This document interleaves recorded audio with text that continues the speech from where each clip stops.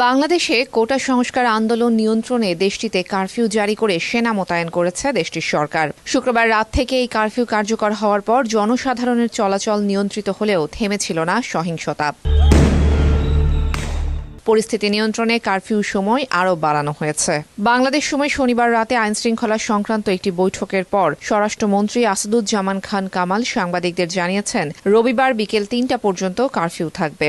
৩টা থেকে বিকেল ৫টা পর্যন্ত ২ ঘণ্টা বিরতি থাকবে। এরপর পরবর্তী নির্দেশ না দেয়া পর্যন্ত আবারও কারফিউ চলবে। তবে এই কারফিউর মধ্যেই সুপ্রিম কোর্টে কোটা পুনর্বহাল করে হাইকোর্টের রায়ের বিরুদ্ধে করা লিভ টু আপিলের শুনানি অনুষ্ঠিত হবে। এদিকে কারফিউ চলাকালীন বিভিন্ন এলাকায় রাস্তাঘাটে মানুষের উপস্থিতি স্বাভাবিকের চেয়ে অনেক কম দেখা গেছে। রাস্তায় গাড়ির সংখ্যা ছিল হাতে গোনা। গণমাধ্যমের গাড়ি, অ্যাম্বুলেন্স বা আইন শৃঙ্খলা রক্ষাকারী বাহিনীর গাড়ি বাদে অন্য কোনো গাড়ি ছিল না বললেই চলে। সিএনজি চালিত অটোরিকশাও ছিল না রাস্তায়। তবে সব এলাকাতেই রিকশা চলাচল করতে দেখা গেছে। সব যানবাহন থামিয়ে যাচাই করার পাশাপাশি রিকশা ও গাড়ির যাত্রীদের পরিচয়পত্র যাচাই